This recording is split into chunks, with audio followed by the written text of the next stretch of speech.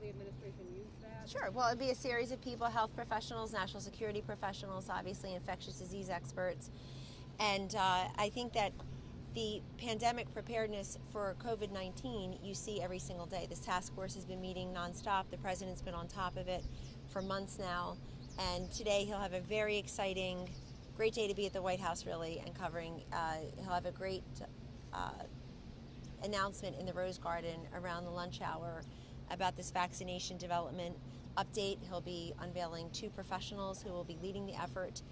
But that comes quickly on the heels of the FDA cutting a ton of red tape and regulations to allow us to already be developing therapeutics and vaccines.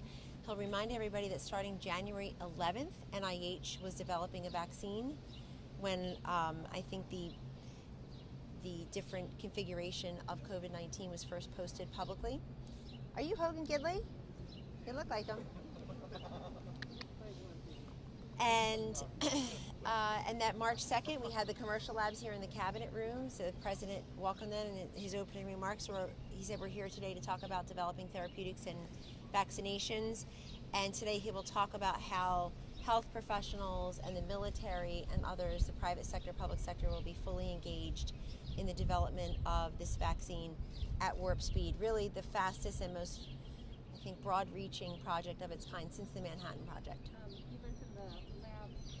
There's a study out that raised some questions about the Abbott device that the White House is using. Are you familiar with that? Is the White House going to change? I've seen one study, but we're there. I'm going to leave you and go get tested. I'm sure Hogan just did. We're tested every day because we are in frequent contact with the president and vice president. I myself are not prepared for an acting president or President Pelosi, so I'll wear a hazmat suit, red and ruffled and belted, but a hazmat suit with the president and vice president if I need to avoid that unfortunate occurrence. How's it going over there? Are you good? You good? You get him. I want that picture. So I'm guessing you're wearing a mask around the president. I'm wearing a mask around the president, absolutely. Kellyanne, Yes, sir. There's this narrative out there. It's not just what you did, but when you did it. How are you guys going to push back on the fairly persistent argument that the administration was slow to act, even though it got things started eventually? Well, I see that narrative being pushed consistently on some networks, Joe. But the facts are as follows. We have ramped up testing to an extraordinary level and will continue to. I think you want to quote Admiral Jawar, our ASH at HHS, who is also our testing expert, who believes by September, I think he said about 50 million tests. You can go and quote him from the other day. Those are diagnostic tests, but we're also working on convalescent blood plasma. That's the whole purpose of the Vice President being at the Mayo Clinic, even though the main topic ended up being something else in the coverage, oddly.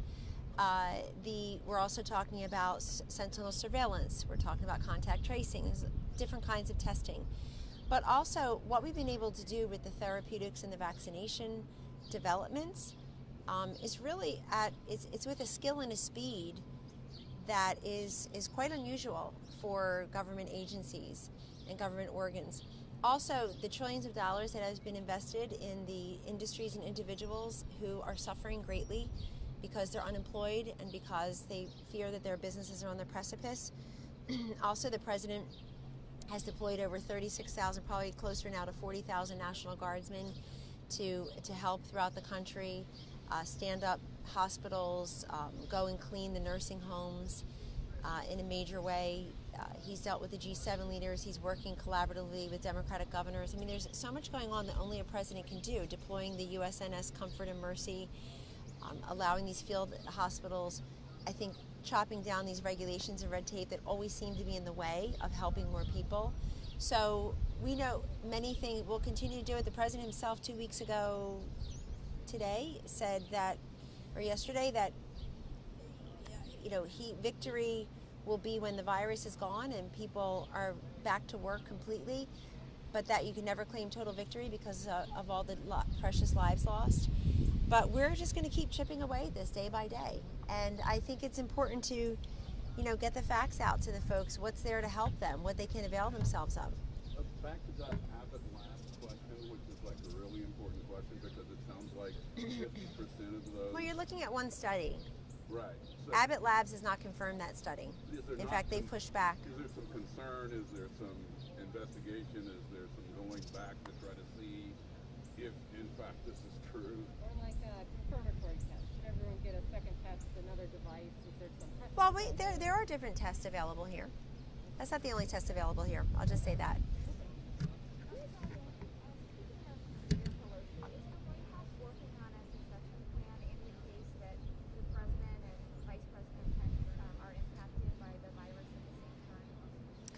Well, we're not worried about that because they're tested every day and they can be tested several times a day if need be.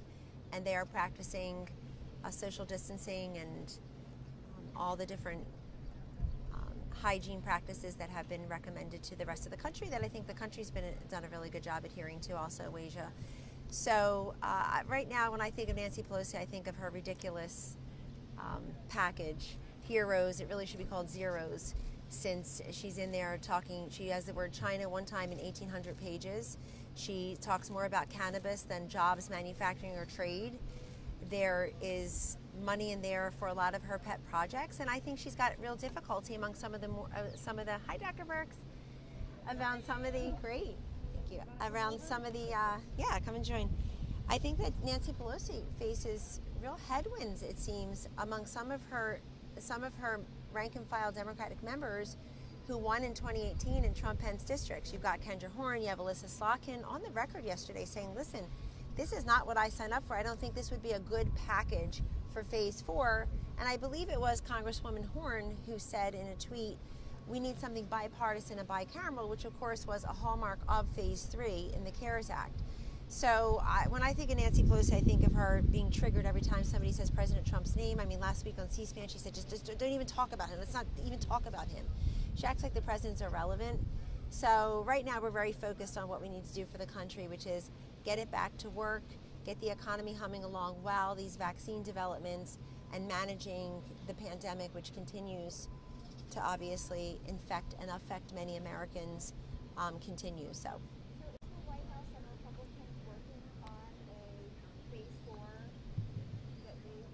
Well, Leader McConnell said he's open to that now. I think, Leader McCarthy has made similar statements.